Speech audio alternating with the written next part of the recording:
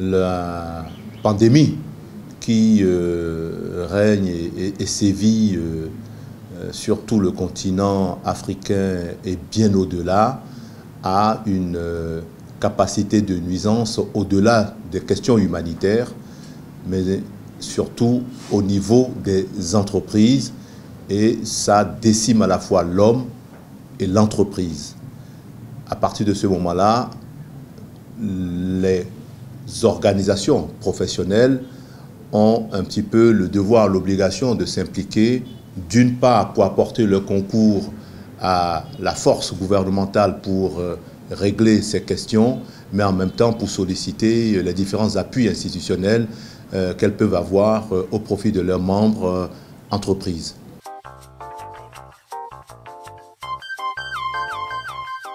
Les premières entreprises les plus touchées, les plus exposées restent avant tout des entreprises dans le secteur et dans la filière du tourisme, l'hôtellerie, restauration, bar, parce qu'elles subissent de plein fouet l'interdiction faite aux avions de décoller, d'atterrir. Elles subissent de plein fouet les fermetures des frontières, et donc à partir de ce moment-là, cette fédération qui a en son sein un certain nombre d'associations dans le secteur du tourisme, bar, restaurant, hôtellerie, a rapidement pris les taureaux par les cornes et fait des propositions très concrètes. Les propositions sont assez simples, hein, c'est de voir comment ces entreprises-là, dans les moments et dates de paiement des échéances des charges, taxes et autres, voire reporter cela, dans les questions de négociation avec les banques en termes d'échéances à payer, devoir pour reporter cela à quelques mois plus tard, et puis surtout de réfléchir sur comment faire pour que les hôtels, les bars, les restaurants puissent quand même tourner, en se disant que c'est aussi une opportunité de faire tourner nos hôtels et autres, etc. On n'est pas forcément obligé d'apporter une réponse à l'identique à celle qu'apportent les pays occidentaux.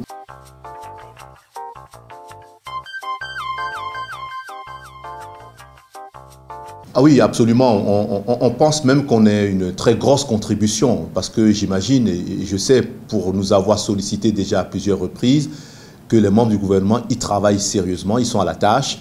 Eh bien, nos contributions ont déjà fait l'objet de discussions, j'allais dire, sectorielles avec les différents ministères, sous la conduite même du ministre d'État.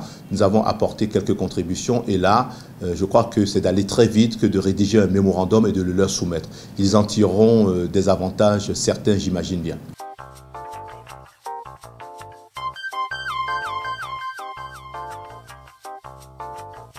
On n'a pas énoncé ce chiffre-là à la légère. Nous avons le gros avantage d'être en contact avec la plupart de nos homologues au Togo, en Côte d'Ivoire, au Sénégal, au Mali, au Niger.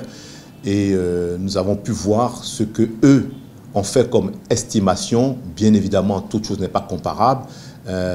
1700 milliards d'investissements sollicités par la Côte d'Ivoire. C'est vrai que le Bénin n'est pas la Côte d'Ivoire, mais c'est aussi vrai que le Bénin a également des atouts à faire valoir dans cette démarche de sollicitation d'aide. Et c'est pour ça que nous l'avons chiffré à 900 milliards, sachant que le Niger, et c'est la dernière information que nous avons eue hier, le Niger réclame 600 milliards. Donc 900 milliards, ça fait à peu près un peu moins de 40% de notre budget national.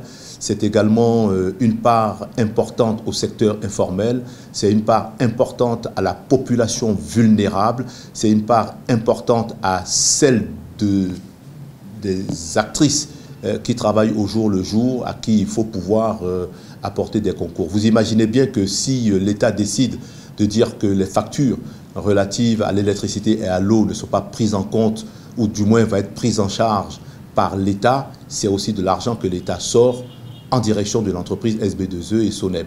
Donc tout ça calculé, bien vérifié, après beaucoup de discussions, faire remonter un certain nombre d'informations, les différentes pertes que subissent les restaurants, les bars, etc.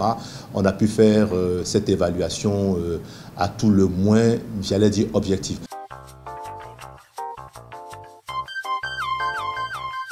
D'abord, à l'endroit de la population, c'est les appels lancés par nos gouvernants. Nos autorités ont bel et bien dit qu'il y avait un minimum de respect, de distance, le port de masque, etc. Mais je crois que tout le monde, tous les travailleurs, tous les employeurs doivent respecter rigoureusement ces principes élémentaires de survie collégiale. À l'endroit des entreprises, je vais leur dire, et ça c'est pas évident du tout, parce que j'en connais qui ont commencé par déposer les clés, de mettre les clés sous le paillasson, de leur dire qu'il y a beaucoup de courage, et avec le lancement qu'on fait de la mise en place d'un fonds que nous avons baptisé Covid-19 au profit des entreprises, eh bien des choses peuvent nous permettre d'espérer.